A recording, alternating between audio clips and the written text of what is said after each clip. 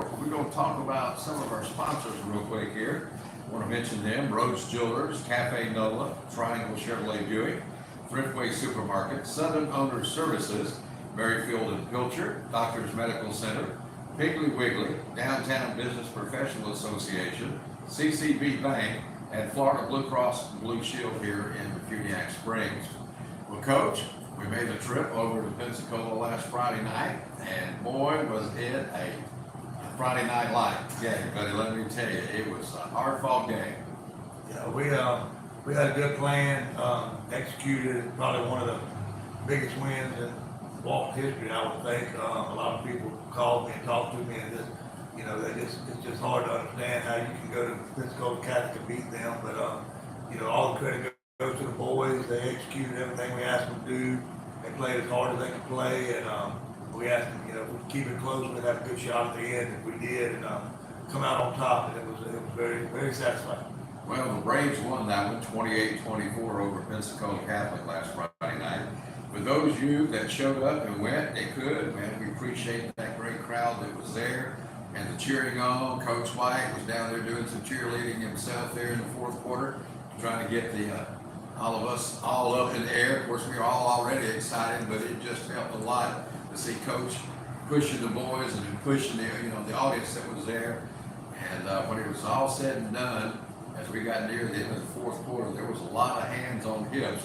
But the reason for that is both teams, the Braves and of course the Crusaders from Pensacola Catholic, both played their hearts out. But Walt and I, like you said, and we'll quote there, they wanted it more, basically. Yeah, there's no chance they wanted worse than we did. So, and it showed on the field.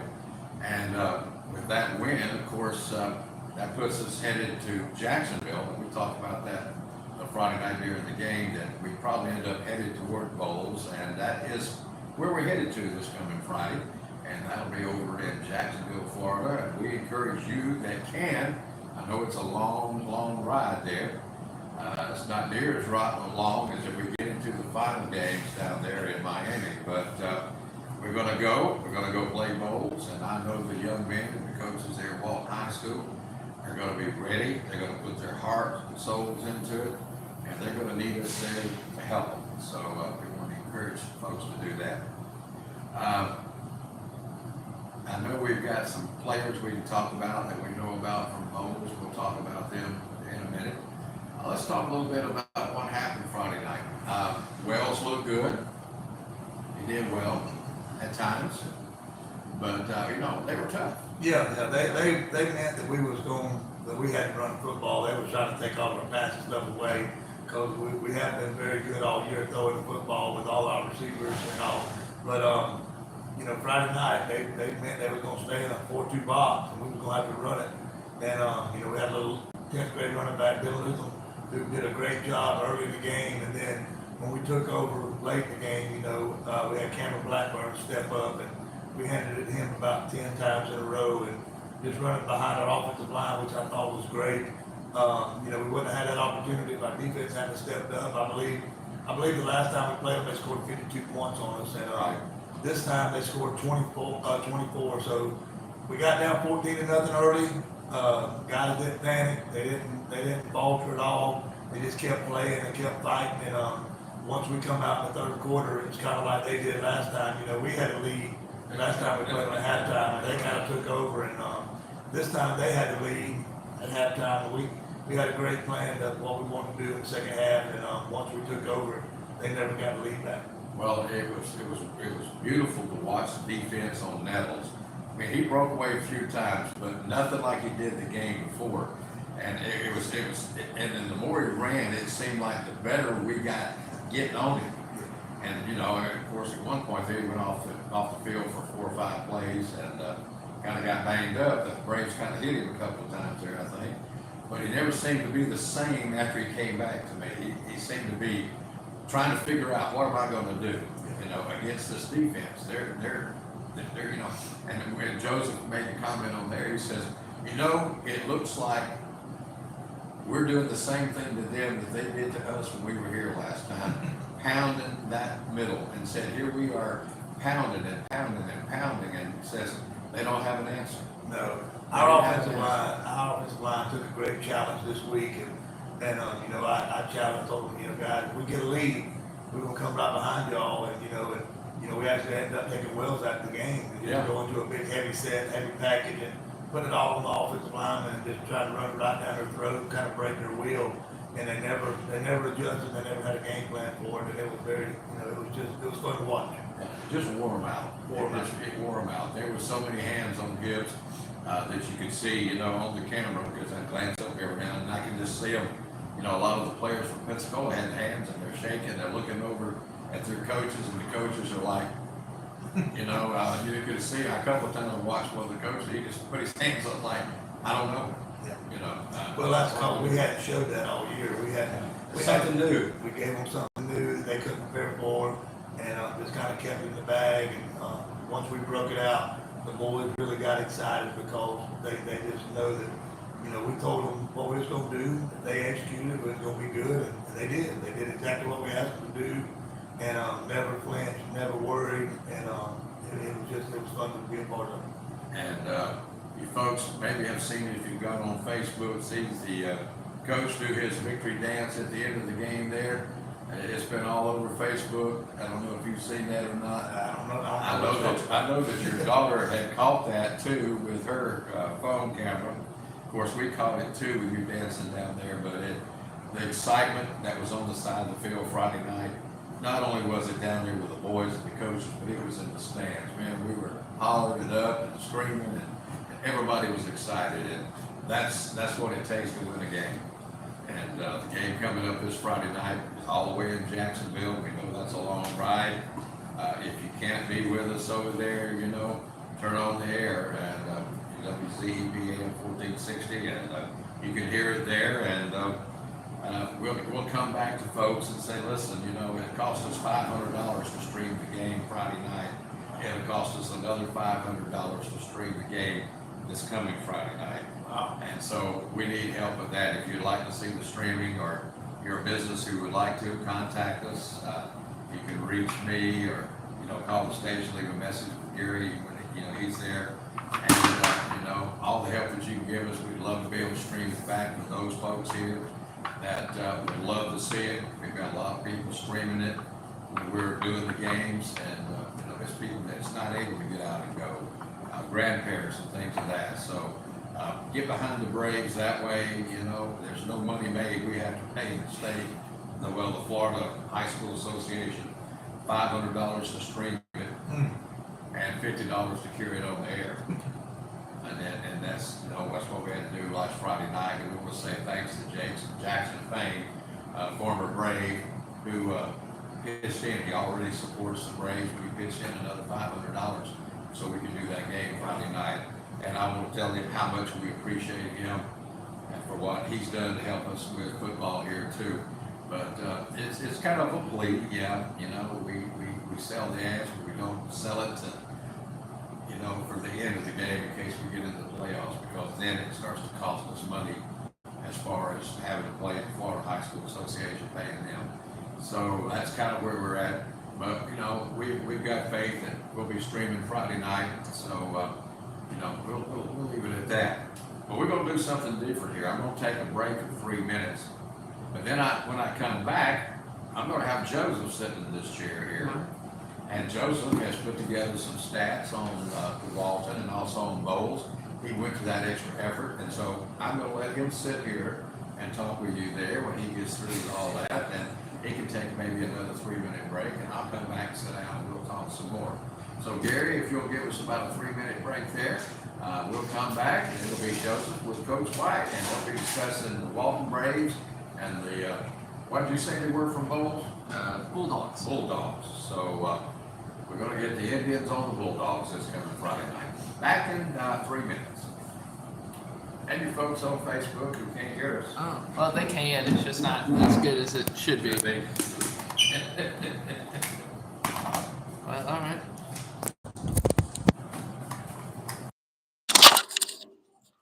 Here, Dad. You want to take this? Yeah. And I'll leave you that up there. Okay. All right. I didn't know I was going to do this. I know you did. Do you, Coach White? I'm not used to being on this side. Do something different tonight. All right. Hey, Gary. I'm just surprised Joseph. I print out every stat on Max Preps for our team and their team, so I'm not sure how accurate it is. But Yeah. Okay. So they take we put all of our stats in. okay, I think they do too. They even have films and stuff on their games. All the stuff that should be in there, all the stuff that's Okay. in there for us should be correct. Okay, that's mainly what I'm gonna look at.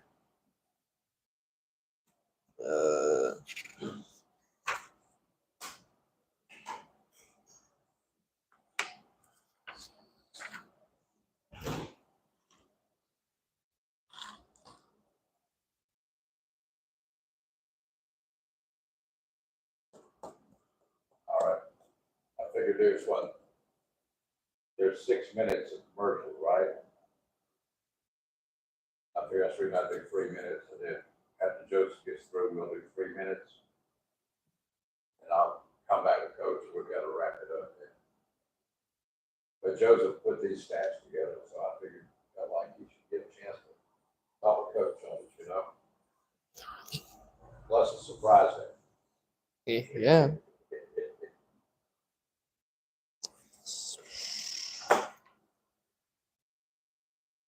Yeah, it's good stuff.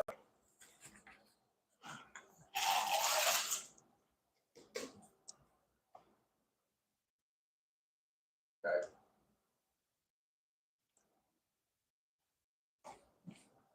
Yeah, because we're gonna lose an hour when we get over there. We gotta make sure Mom knows that, Dad.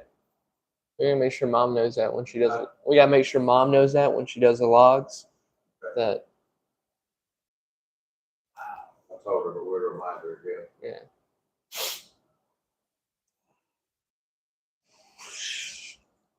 What time are y'all leaving 30 Friday? seconds. About 8:15, 8:30. 8:15.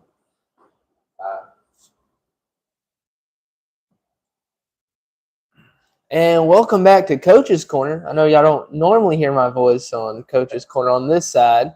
I'm usually behind the camera working all this, but my dad surprised me tonight and said I can talk about the stats I printed out. So first thing I want to talk about is their wide receiver. I'm not going to pronounce his name. I'm not going to try. Number 3. I read something that he's a 4-star recruit and he's already signed with the Georgia. Is he gonna be a major threat to us? Yes, he's the best player they have offensively. He's got several offers from Alabama, Georgia, Tennessee, everywhere. He's very fast, very quick. One of their best receivers, but overall he's probably their best football player. Okay. I was noticing that it looks like they're not really pass or rushing yards heavy based on the stats. Have y'all looked over any of the film and kind of noticed that too? Well, they've rushed for over 2,000 yards this year. Okay. They're a predominantly run team. They do a lot of RPOs and a lot of play action passes to try to get 3 and 2 deep. Number two is another very good player for them that you have to keep your eye on. But they're predominantly run first, and then they big play you over the top. Okay. Yeah, I see that.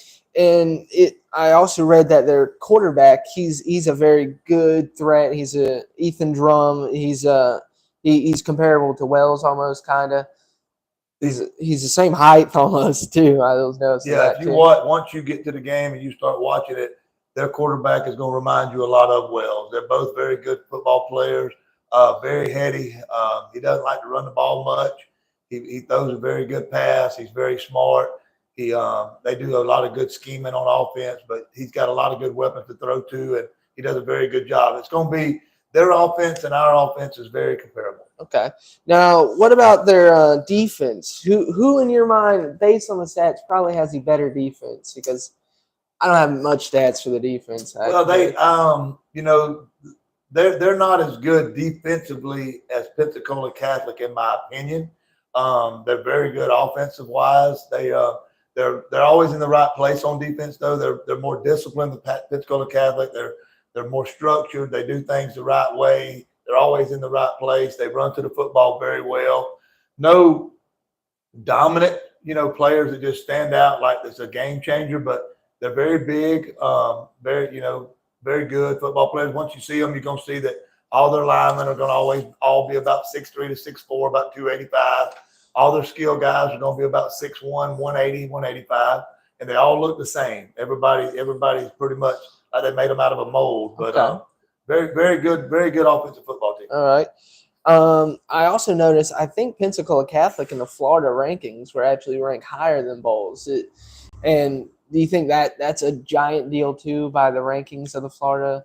Well, I think that we've played a little bit better competition up this way than they played it. Okay. I think Pensacola Catholic was in the top 15 in the whole state of Florida. Yeah, I think they were number 9 in the whole state before we beat them. Yeah, and so Jacksonville Bowles, they've got a great record, but I don't know that the schools they played is as high quality schools as Catholics played or have we played. But it's going to be a tough test. Yeah, I noticing that too because I looked over the Taylor County game that they played and they just ran over Taylor County. It wasn't really a tough game for them. Even the game before that, it really didn't look all that hard to them. So I don't think they've really played anyone. I think they're 9-1. Well, they should be 10-1 now. Yeah, 10-1 now. So, but I think that's really all the stats I have. The bus ride, that was my big thing for me. Yeah, we're actually kicking off at 6:30 Central, which would be 7:30 their time. So we'll leave early that morning around 8:30 with a big send off at the high school. If anybody wants to come out and check that out, we'll be pulling out. We'll make a couple of stops to kind of break the trip up. We'll stop in Tallahassee for a little walkthrough and a little rundown. Then we'll go on to Lake City for our pregame meal, and then we'll drive on into Jacksonville to play a 6:30 Central Time kickoff. 6:30 Central Time, okay. And I noticed there, Joseph, that Gary was telling me that people are going to be lining up for you guys Friday morning to wish them, luck and be behind the Braves. So we'll throw that in there. Okay. So if you folks listening out there on YouTube or on CDP, if you can't make the trip, or even if you can't make the trip, come out, be a part of the sidelines there as the bus heads out. Cheer those young men on, because that's one thing they're going to remember when they get down to Jacksonville.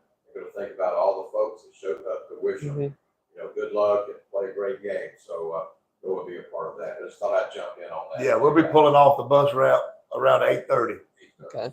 And you think we'll see? I noticed Peyton C didn't play really at all last game. You think we'll see any of him next game? Peyton has got a torn MCL, so his chances, he wants to try and all that, but he's not healthy. Yeah. He's not ready. Yeah. And the chances are not good. Okay. Well, all right then. I'll throw it back to my dad here, and we'll take a 3-minute break while we switch over both sides, and he'll be back on this side, and I'll be on the other side. Thank you. No problem. Yeah, I was noticing that they didn't really. I was looking at a lot of them. I mean, they're good. Yeah, they're good. Yeah, they're good. No doubt they're good. But I think Pensacola Catholic was better. Watching him run, the guy that's so good, I was like, watching him run, and I'm like, he's not. I mean, he's a good runner, yeah, but Nettles to me looked a lot tougher to try to contain than me. Yeah. Something about Nettles, I don't know, that little. He's good. They just do so much more stuff. Now, I mean, with Catholic, we don't fear their passing game. They don't. We can cover them man to man and just try to stack the box to stop Catholic's running game. They can throw the ball, and they've got 2 really good receivers. Yeah. They stretch the field good. They got big tight ends they throw it to. We was watching that. We went back the last week's game and the week before, just watching Bowles a little bit, just to give us an idea of who we're going to watch. And Did that number 4 guy ever play at all in the last game? Do you have any idea? Because I was looking at it, and it didn't look like he scored a lot at all in the last game. Who's that? who, Ennis, number 4, the the 4-star recruit guy. oh yeah, Oh, number 3. Burrows. Yeah, he's very good. Did he play last game? Do you know? Oh yeah. Yeah, he was in there. He had 2 or 3 touchdowns. Yeah. They throw him a lot of balls. Yeah. That's one thing I noticed looking at the thing and then coming back and looking, the stats that we had here on those guys. And it just, you could just tell. If we win this round, will it still be an away game if we make it to the next round? Yeah. It will either be Gadsden or Florida High. Florida. So both near Tallahassee. Both of them beat Tallahassee. I'd rather play Florida High. And we played Gadsden last year. Went double overtime with them. Yeah. Got it. But I mean, they got all them guys back. And plus who the rest of them they picked up. But they got their coach. He played at Florida, and they do a lot of recruiting as well. Yeah. Florida High does a lot of recruiting. Plus, look at the size town they've got to, pull kids from too. I mean, it's like Pensacola Catholic. I mean, the schools of Pensacola. I mean, 30. I noticed one of the Alabama players has already hit the portal. It posted earlier this afternoon. I was like, well, goodbye, dude. He got disciplined, and so he didn't like getting disciplined. So this is what you do. You discipline the kids, and they'll jump on you. It's just not a good thing. And welcome back to Coach's Corner. Say thanks to Joseph there. He did a lot of research on that, and I kind of surprised him, didn't let him know he was going to have to do that, but did a good job there. And he wanted to know more about bowls, and I was like, go dig it up, son, go dig it up. And I'm proud that he took the initiative to do that. And of course, it's going to be a rough game Friday night, long ride. They'll be more rested than we will in a sense, but we're not strangers to go into somebody's territory. So Jacksonville, look out, here comes the Braves is all I'm going to say. Well, Coach, with everything that happened Friday night, I know you were tickled at the outcome of the game. I mean, it showed that you come off with a win at Catholic, who's been a nemesis for years for Walton High School. So many people are proud because I know they've contacted you since the game, and I'll tell you how proud they are of the Braves and you guys, the coaches, and all of putting that together. But it was what a great game plan y'all came up with. I mean, all of a sudden everything changed, and we were all like, "Wow, what's up?" And then bam, bam, bam, and we were like, "Boy, the coaches, they did their work. Yes, they put the program together. They put their plan together." And they talked to the young man, they practiced it with the young man, and then they got on the field and y'all executed it to a T. And you just wore Catholic down. Yeah. That's all we can say. You just wore them down. Well, it's kind of like, last year, we they had a big lead on us, and we come back and won the district championship at our place last year. And when they come over in the playoffs, they kind of got their revenge game. Yeah. And then this year, we had the halftime lead, and they come back and beat us. And so we had to return the favor, to try to keep it an even series at 2-2 now. But they're a very good football team. Yep. But they just don't seem to. They don't play for each other the way we do. I don't feel like they have the heart that we have. No. I mean, our kids are very tough. They got big hearts, and they've been together for a long time. And so we challenged them, and they accepted the challenge. And it was very good to see things work out exactly the way you said it was going to work out, and the way you tell the boys it's going to happen. And for that to happen, we're very blessed. We do a lot of stuff with faith, family, and all. So we do a lot of praying. We do a lot of believing. We keep a lot of faith, and we do that throughout the week, throughout all season, and Right. And we never faltered from that. We just kept the faith, and they believed, and it all worked out. And we want to thank the Lord for that. Yep. Gotta believe in them. They got to believe in themselves, and it showed Friday night. One of the things I did notice that Catholic's not used to getting behind.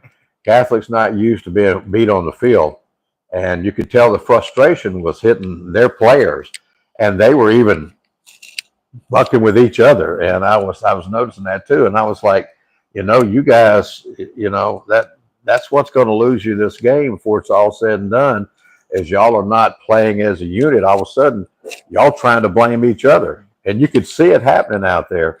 And I was like, well, as long as we keep pounding, we're going to win this game because we done broke them. Yeah, well, that's exactly what we told them. You know, we told them if we ever got the lead and we just stayed on them, they would do that. You know, they point fingers and they lay the blame game, and they've got so many kids from so many different schools that they don't have that tight knit family thing that we talk about all the time, and they start pointing fingers and blaming each other because they're not loyal to one another. You know, they're just there to, you know, they're worried about themselves. They're eye players.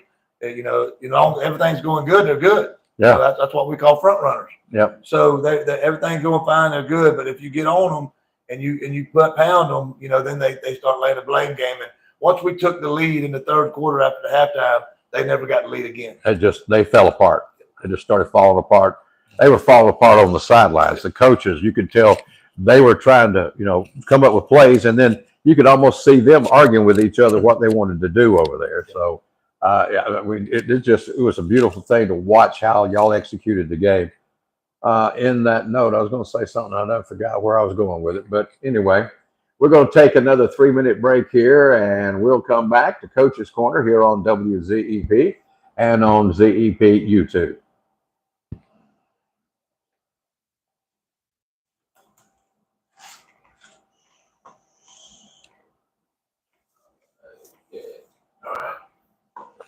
Last thing, I think, what was it, Friday, I was talking to the athletic director there at Catholic. Last thing he said to me, well, good luck to you guys. In a way, you know, I was like, well, thanks, but we're coming. And he says, what? And I said, we're coming for you, but thank you for the good luck.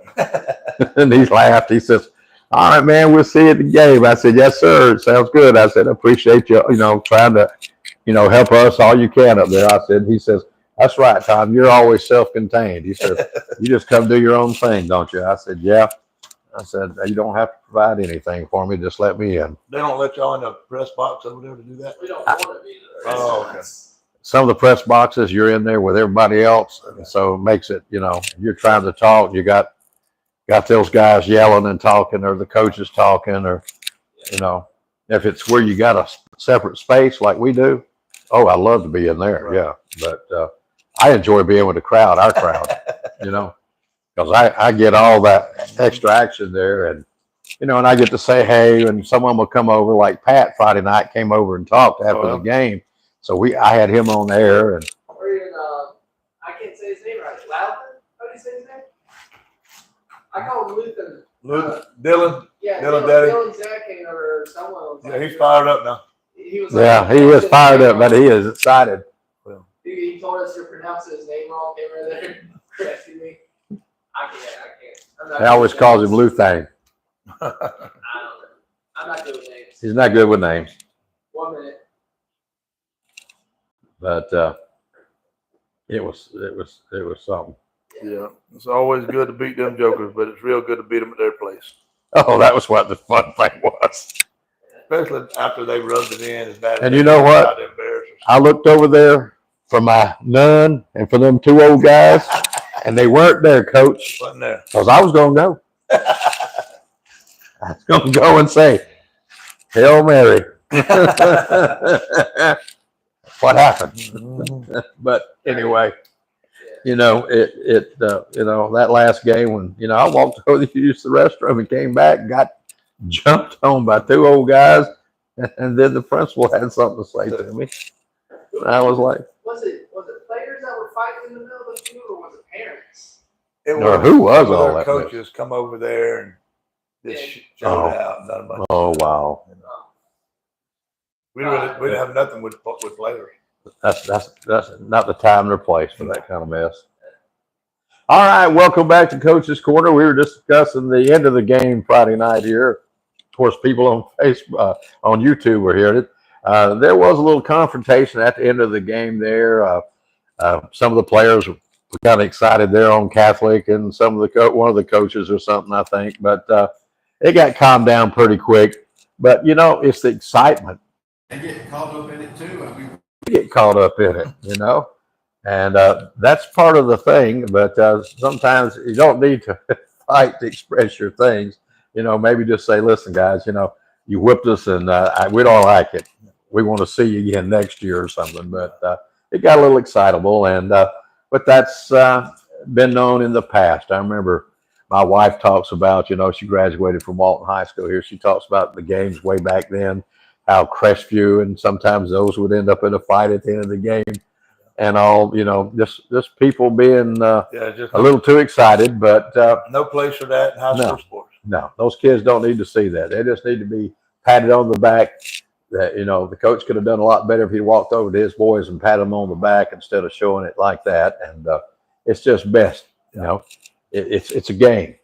Well, you just want to win with character, and you want to lose with character, and just try to build off of it and learn from it, and the best that you can do. And when you don't shake hands and you don't show gratitude toward the other team for the hard work they put forth, it's just, I don't know, it's just, we didn't.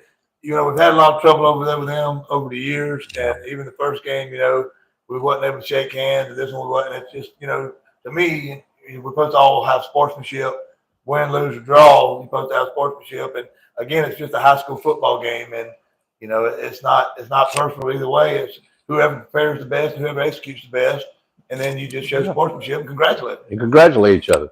That's one of the things that, we have to read all these things in. I know you're not familiar with what we do, but they even read it over the intercom there. Well, not the intercom, but the main thing there Friday night that, talks about sportsmanship and, for everybody to show sportsmanship.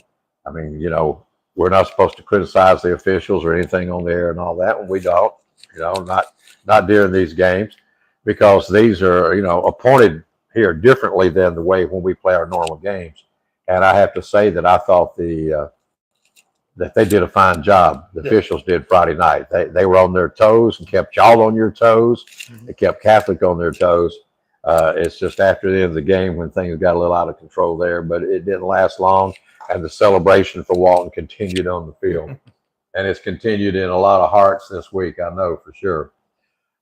Friday night, we'll be headed to Bowles. That's all the way in Jacksonville, Florida. As Coach said, remember that it'll be game time here for us. It'll be 6:30, but it'll actually be 7:30 as we cross over there the other side of Quincy and get into the Eastern time zone. So you folks going to be looking for the game. We'll be coming on a little before 6:30, it looks like, and be prepared to see the Walton Braves take on the Bowles Bulldogs. So that should be an interesting game. I want to mention a couple of things here before we get off, Coach. Some things here that Cafe Nola, which Ernie's always, been good to us, and feeds us and lets us come sit in.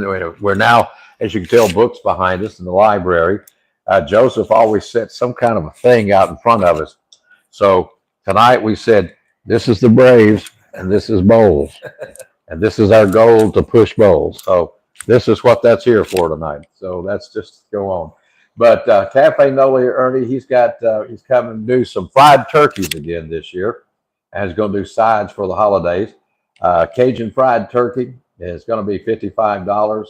It's done with Ernie's Creole butter garlic injection, Cajun rub, then fried to perfection with a pint of Creole gravy.